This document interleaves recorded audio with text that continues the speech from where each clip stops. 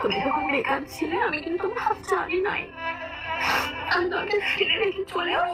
তুমিও নিশ্চয়ই দেখেছো খবরটা, একটি মেয়ের সুইসাইডের আগের মুহূর্তের ভিডিও বার্তা, যা নেট দুনিয়ায় ছড়িয়ে গেছে, তোমাদের ভাষায় যা ভাইরাল হয়েছে।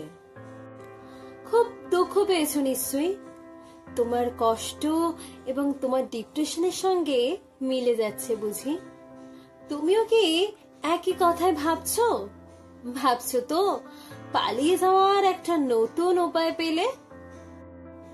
তাহলে বলবো তুমি বোকা মানুষের দলে, তাহলে বলবো তুমি ভুল নিউজে চোখ রেখেছো। সেই সময়টা যদি একটা নতুন বই পড়তে বা কানে হেডফোন দিয়ে প্রিয় গান শুনতে, নিশ্চয়ই কান আর চোখের আরাম পেত। এই সময়টা যদি মাঠে খেলা করতে, তাহলে তোমার শরীর চর্চা হতো, তাই না? কিন্তু হলো কি, তোমার ফোনের কিছু এমবি আর সময় নষ্ট হলো, আর ফ্রিতে তোমার ক্ষতির কিছু টিপস পেলে, তাই না? মেয়েটির ভিডিও বার্তা বা চোখের জল হয়তো প্রমাণ করে দেয় তার কষ্টের ওজন অনেক বেশি ছিল। দুঃখ প্রকাশের আবেগ সে নিয়ন্ত্রণ করতে পারেনি।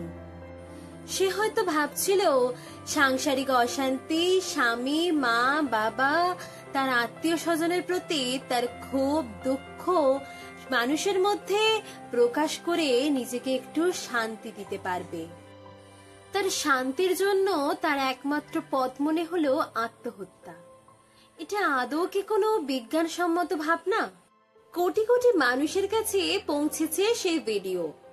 বোকা মানুষের দল ভীষণ প্রয়োজনীয় হেডলাইন্সের মতো শেয়ার করেছে নিজেদের সোশ্যাল মিডিয়ায় আর ছড়িয়ে দিয়েছে মানুষের মধ্যে।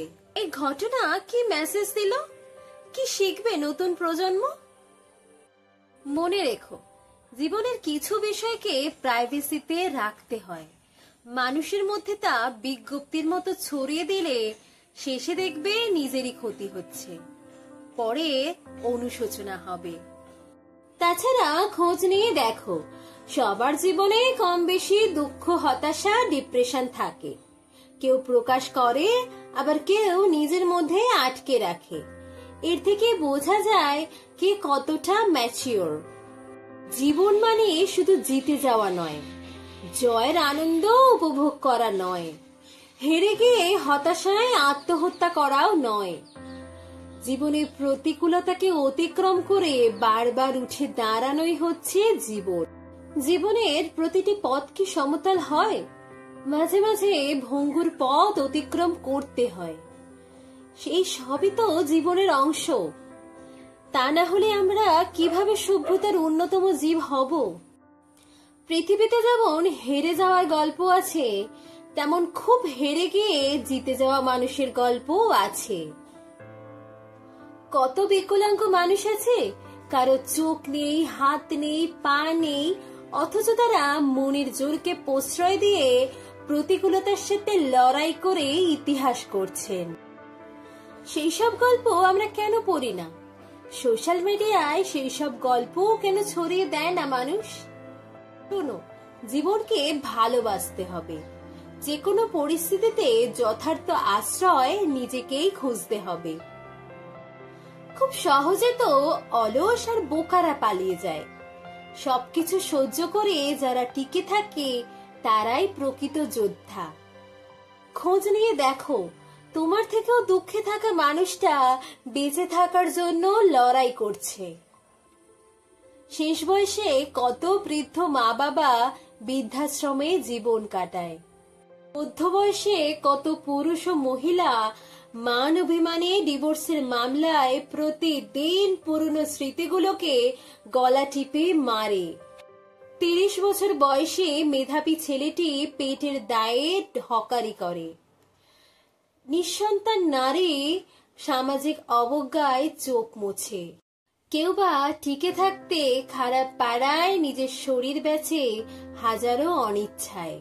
কলেজ বেলায় প্রেমিক প্রেমিকা হারানোর কষ্ট বুকে পাথর জমিয়ে রাখে কত তরুণ তরুণীর। এমন হাজার মন খারাপের উদাহরণ জীবনের অলিতে গলিতে নিঃশব্দে চোখের জল মোছে। আসলে সোশ্যাল মিডিয়া আমাদের একটা বাজে অ্যাডিকশন হয়ে গেছে। আর খারাপ বিষয়গুলি হলো এই ক্ষতিকর টপিকগুলো আমাদের চুম্বকের মতো টানে। আসলে আমরা বোকার মতো ঝাঁপিয়ে পড়ি। জীবনে চলার পথে ওঠানামা আসবে, হতাশা বা ডিপ্রেশন আসাটা অস্বাভাবিক নয়। সবকিছু অতিক্রম করে এগিয়ে যাওয়াই জীবন।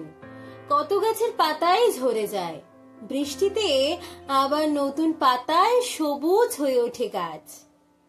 উড়তে না পারা ডানা ভাঙা পাখিটাও প্রতিদিনের চেষ্টায় আবার খোলা আকাশে আনন্দে উড়তে শিখে যায়।